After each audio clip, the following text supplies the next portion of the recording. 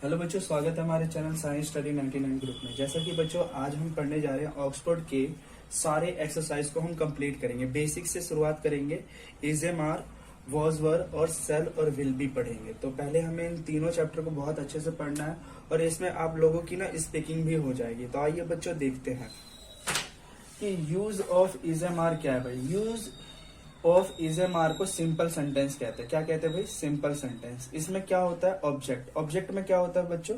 Noun और adjective होता है।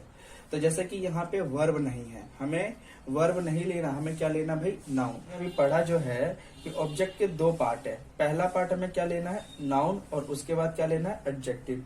तो जैसा कि बच्चों हमने पहला रूल जो बना रखा है पॉजिटिव में, सब्जेक्ट इजम आर, और उसके बाद क्या लेना बच्चों? आपको नाउन लेना है। यहाँ पे नाउन सिंगुलर भी हो सकता है और प्लूरल भी हो सकता है।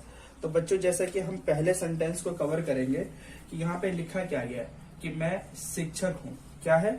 मैं शिक्षक हूँ। तो आई के साथ देखो क्या आता बच्चों? आई के साथ एम आता। तो आपको क्या लगाना है? आई के साथ एम लगाना है। और शिक्षक कितना बच्चों? एक है। तो टीचर लिखो, और टीचर के साथ क्या आएगा? आर्टिकल।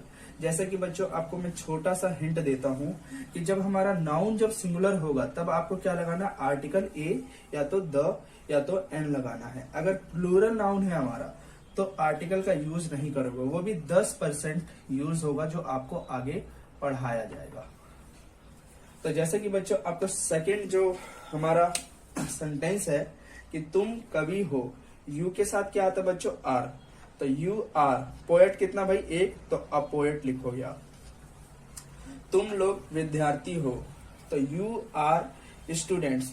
बच्चों जैसा कि इसमें आप देख रहे हो कि यहाँ पे मैंने एस लगा दिया, क्योंकि हम बात कर रहे हैं कि तुम लोग बहुत ज्यादा हैं।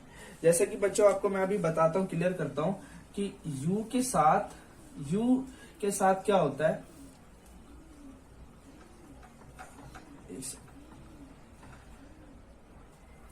यू कई बार सिंगुलर भी होता है और कई बार प्लूरल भी होता है। तो जैसा कि आपको समझ आ रहा होगा। तो यहाँ पे ये बताओ, सेकंड वाला जो हमारा ट्रांसलेशन जब हमने बनाया था कि तुम कवि हो, तुम कितने हो? सिर्फ एक। और नीचे वाले में, थर्ड वाले में क्या कह रहा है? तुम लोग विद्यार्थी हो, यानी तुम लोगों की बात हो रही है। तो यू आर क्या लगाओगे? स्टूडेंट्स। स्टूडेंट नहीं लगाना, आप में इसमें जोड़ देना है एस, यानी स्टूडेंट्स बन जाएगा। फोर्थ हमारा सेंटेंस क्या कहता है? हम लोग कलाकार हैं। कई बार बच्चे देख रहे हैं कि यहाँ पे वी के साथ आर तो हम लगाते हैं, लेकिन आर्टिस्ट कितना भाई? बहुत सारे, इसलिए हमने आर्टिकल नहीं लगाया। इसमें भी आर्टिकल नहीं लगाया क्योंकि अभी जस्ट हमने पढ़ा है कि प्लूरल नाउन के साथ हमारा आर्टिकल यूज नहीं होता है। अगला जो सेंटेंस है वह किसान है।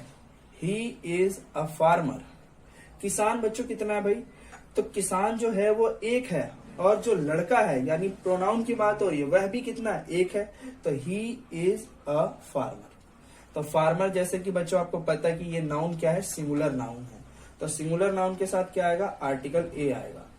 तो जैसा कि बच्चों आपको ये समझ आ गया होगा पूरा स्ट्रक्चर।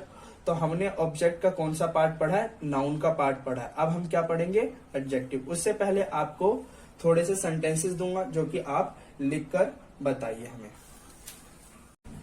जैसे कि बच्चों आपके सामने ये पांचों के पांचों सेंटेंस दिए गए हैं और इसे आपको अभी जस्ट करना है।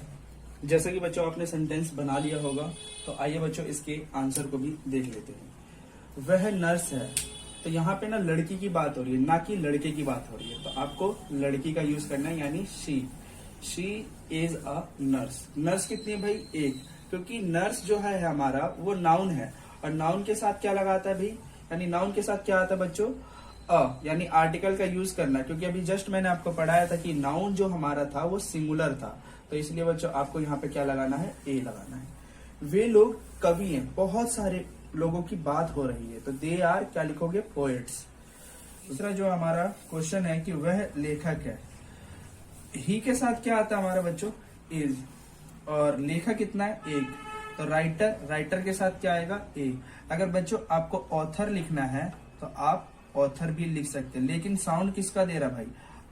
आर्टिकल यानी साउंड किसका दे रहा है? एन का साउंड दे रहा। तो आप यहाँ पे एन भी लगा सकते हैं, बट इसके साथ आपको ए लगाना है। ऑथर के साथ क्या लगाना है? एन लगाना है। राहुल किसान है। राहुल इज। किसान कितना? एक। तो यहाँ पे क्या आ जाएगा? Farmer. Rahul is a farmer. तुम लोग खिलाड़ी हो, तुम लोग बहुत है यानी बहुत सारे, तो दे, यहाँ पे बच्चों दे नहीं होगा, यहाँ पे बच्चों यू होगा। तुम लोग खिलाड़ी हो, यू आर प्लेयर्स। तो ऐसे बच्चों आपका पूरा सेंटेंस कंप्लीट हो जाएगा। जैसा कि बच्चों आपका ऑब्जेक्ट का पहला पार्ट हमारा क्लियर हो गया। अब बच्चों मैं आपको इंग्लिश में सेंटेंसेस दूंगा जो कि आप हिंदी में बनाएंगे। जैसा कि बच्चों आपके सामने ये इंग्लिश में सारे सेंटेंस दिए गए हैं, आपको हिंदी में ट्रांसलेट करना है। आई होप कि आप लोगों ने हिंदी में इसे ट्रांसलेट कर लिया होगा। आई एम अ फार्मर, मैं एक किसान हूँ। आपको पता है कि जो फार्मर है वो क्या है, एक नाउन। नाउन के साथ क्या आ रहा है बच्चों, article. You are a poet, poet कितना बच्चों, एक है, यानी जब नाउन एक होगा तब आर्टिकल आएगा। दे आर फार्मर्स, यहाँ पे बताया जाता है कि वे लोग फार्मर्स है। ही इज एन आर्टिस्ट, वह एक कलाकार है। सी इज अ नर्स, वह एक नर्स है। तो जैसा कि बच्चों आपको समझ आ गया होगा कि ये दोनों सेंटेंसेस में क्या आ रहा है बच्चों, आर्टिकल आ रहा है। क्या आ रहा है बच्चों, आर्टिकल। तो आर्टिकल वाले टॉपिक में आपको बताऊंगा कि ए और एन और द कैसे लगता है। तो जैसा कि बच्चों ये हमारा पूरा टॉपिक कंप्लीट हो गया है। अब हम पढ़ने जा रहे हैं एडजेक्टिव। जैसे कि बच्चों हमने एजएमआर का दूसरा टॉपिक लिया है, यानी नाउन तो हमने पढ़ लिया लेकिन अब हमें एडजेक्टिव पढ़ना है। याद रहे बच्चों, नाउन के साथ ही आर्टिकल आता है, एडजेक्टिव के साथ आर्टिकल नहीं आता। सबसे पहले ऑक्सफोर्ड ट्रांसलेशन में एक चीज पाई गई थी, जब मैंने देखा था यहाँ पे कि यहाँ लिखा जा रहा है कि ही इज एन ऑनेस्ट। तो कहीं ना कहीं बच्चों ये बताओ आप कि क्या ये सेंटेंस सही है? नहीं बच्चों, ये सेंटेंस सही नहीं है, क्योंकि एडजेक्टिव के साथ आर्टिकल का यूज नहीं होता। क्योंकि हमें इस प्लेस पर कहीं ना कहीं नाउन की जरूरत होती है। जैसे कि अगर मैं बॉय लगा दूं तब ये सेंटेंस कवर हो जाएगा। यहाँ पे बच्चों मैंने बॉय लिखा है। अगर मैं लिख दूं खाली कि ही इज अनऑनेस्ट तो ये गलत सेंटेंस बनेगा, क्योंकि बच्चों आर्टिकल एक एडजेक्टिव का स्वरूप माना जाता है, यानी आर्टिकल एडजेक्टिव का एक स्वरूप है। तो यहाँ पे एन लगाना सेंटेंस पूरा गलत हो जाएगा। तो जैसा कि आपको बच्चों समझ आ गया होगा कि एडजेक्टिव के साथ आर्टिकल का यूज नहीं करते। अगर एडजेक्टिव के साथ नाउन दिया है तब आपको क्या लगाना है, आर्टिकल लगाना है। क्यों भाई? क्योंकि नाउन जब हमारा सिंगुलर होगा ना तब क्या होगा, यहाँ पे आर्टिकल ए या तो एन या तो द। लेकिन एक चीज आपको मैं बता दूं, ध्यान से आपको सुनने की जरूरत है। नाउन की विशेषता बताने वाले को ही हम एडजेक्टिव कहते हैं, यानी एडजेक्टिव ऑफ क्वालिटी कहते हैं। फॉर एग्जाम्पल जैसे लड़का है यानी बॉय, बॉय स्मार्ट है, हैंडसम है, काइंड है, हंग्री है, हैप्पी है। ये सभी के सभी जो वर्ड अभी मैंने बोले हैं इसे एडजेक्टिव ऑफ क्वालिटी कहते हैं। तो वही बच्चों हमें अभी जस्ट पढ़ना है। आइए बच्चों देखते हैं। मैं तैयार हूं, तो आई के साथ क्या आता बच्चों, एम। जैसा कि मैंने यहाँ पे स्ट्रक्चर में लिख रखा, आपको तैयार की स्पेलिंग लिखनी है, वर्ड लिखना है। तैयार को इंग्लिश में क्या बोलते हैं, रेडी। हम लोग ईमानदार हैं, वी के साथ आपको क्या लगाना बच्चों, आर, और ऑनेस्ट लिखना है। जस्ट आपको अभी मैंने बताया यहाँ पे आर्टिकल का यूज नहीं होगा और यहाँ पर भी आर्टिकल का यूज नहीं होगा। वह खुश है, ही इज हैप्पी। हैप्पी क्या है, एक एडजेक्टिव है। ये क्या है, एडजेक्टिव।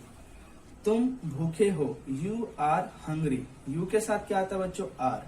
ही के साथ इज आया। तो इस प्रकार से आपको एडजेक्टिव लेना और एडजेक्टिव को यहाँ पे ऐड करते हुए चले जाना है। राम दयालु है, राम इज काइंड। राम के साथ क्या आता है बच्चों, राम के साथ इज लगाना है और एडजेक्टिव क्या है हमारा, दयालु, जिसको इंग्लिश में काइंड कहते हैं। तो फॉर एग्जाम्पल कि अभी जस्ट हमने use of is am are का जो सेंटेंस हमने अभी बनाया है उसमें हमारा एडजेक्टिव का भी पार्ट खत्म हो गया है। तो जैसा कि आपको नाउन का टॉपिक क्लियर हो गया होगा और एडजेक्टिव का भी टॉपिक क्लियर हो गया होगा। तो जैसा कि बच्चों मैं आपको ये अभी थोड़े सेंटेंस दूंगा, आपको करने हैं, फिर उसके बाद मैं इंग्लिश में भी दूंगा, फिर आपको इंग्लिश से हिंदी में भी ट्रांसलेट करने हैं। जैसे कि बच्चों आपके सामने ये सारे सेंटेंस दिए गए हैं, आपको इसे इंग्लिश में ट्रांसलेट करना है। आई होप कि आप लोगों को ये सेंटेंस कवर हो गए होंगे, आपने इसे इंग्लिश में बना लिया होगा। तो जैसा कि बच्चों मैं आपके सामने ये सारे सेंटेंसेस बनाता हूँ। वह नटखट है। तो बच्चों आपने जैसा कि ये सेंटेंस बनाया होगा कि ही इज नॉटी, तो आपसे ये सेंटेंस क्लियर बना है, आपने बहुत ही अच्छा बनाया है।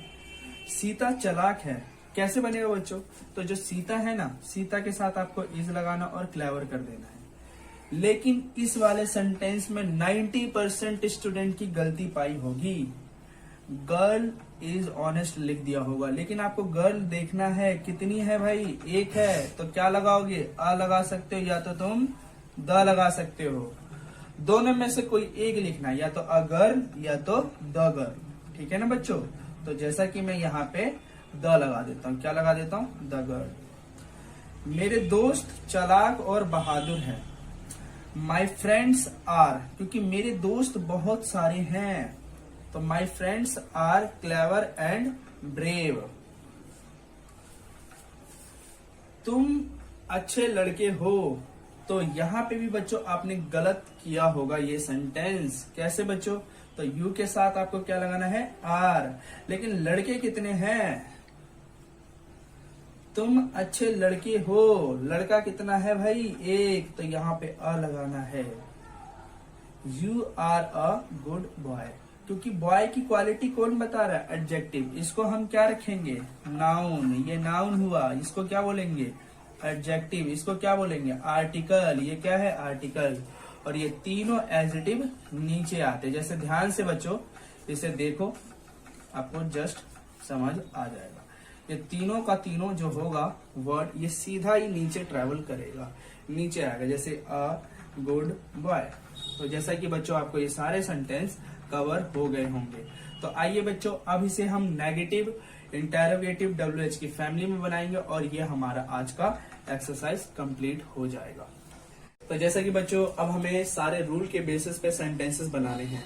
पॉजिटिव का रूल क्या है हमारा? सब्जेक्ट इज एम आर और ऑब्जेक्ट लगाना है। तो जैसा कि मैंने आपको पढ़ाया था कि ऑब्जेक्ट में 2 पार्ट्स थे, जैसे कि नाउन एंड एडजेक्टिव। तो मैंने सारे एक ही वर्ड के लिए हैं एडजेक्टिव के रूल। तो जस्ट आपको देखना है कि positive and negative interrogative WH की फैमिली पर मैंने बहुत ही अच्छे से सेंटेंसेस बनाए हैं। आपको क्या करना है कि सारे जितने भी सेंटेंसेस होंगे, जितने भी वर्ड होंगे, आपको सभी वर्ड को सब्जेक्ट, हेल्पिंग वर्ब और वर्ड को ऐड करते हुए सेंटेंसेस बनाने। तो जैसा मैंने पहला फर्स्ट सेंटेंस बनाया कि आई एम रेडी, उसके बाद आई एम नॉट रेडी। क्यों भाई? एम के साथ क्या आता? नॉट आता, तो यहाँ पे मैंने रेडी लगा दिया। Am I ready. तो यहां तक हमने अभी 3 तक पढ़ा कि पॉजिटिव में सब्जेक्ट क्या आता है भाई? हमारा सब्जेक्ट कोई भी हो सकता है, या तो नाउन हो सकता है या तो प्रोनाउन हो सकता है। तो जैसे कि बच्चों मैंने क्या ले रखा? I am ready. तो पहला पॉजिटिव का जब सेंटेंस बना कि मैं तैयार हूं, उसके बाद मैं तैयार नहीं हूं, क्या मैं तैयार हूं? उसके बाद नेगेटिव इंटेरोगेटिव में जो हेल्पिंग वर्ब होता है, ऊपर वाला भी हेल्पिंग वर्ब और नीचे वाला भी हेल्पिंग वर्ब स्टार्टिंग में आता है। उसके बाद आपको सब्जेक्ट लगाना है, नोट लगाना है और ऑब्जेक्ट लगाना है। तो एम आई नॉट रेडी, क्या मैं तैयार नहीं हूं? ये वाला सेंटेंस हमारा कवर हो गया है। अब बात करते हैं बच्चों WH की फैमिली। व्हेन का मतलब होता है कब, और वाई का मतलब होता है क्यों, और हाउ का मतलब होता है कैसे, और वेयर का मतलब होता है कहां। व्हेन एम आई रेडी, कब मैं तैयार हूं। When am I not ready, कब मैं तैयार नहीं हूं। तो जैसा कि बच्चों अब हमारे ये सारे सेंटेंसेस कवर हो गए हैं। आपको बहुत अच्छे तरीके से मैंने एक्सप्लेन किया है। आप इन्हीं रूलों के बेस पर बहुत अच्छे से लिख सकते हैं और बोल भी सकते हैं। तो अभी मैं थोड़े बहुत सारे सेंटेंसेस यहाँ पे लिख देता हूँ जो कि आप हिंदी में ट्रांसलेट करेंगे। फिर उसके बाद मैं इंग्लिश का देता हूँ, आप इंग्लिश से हिंदी में ट्रांसलेट कर लीजिएगा।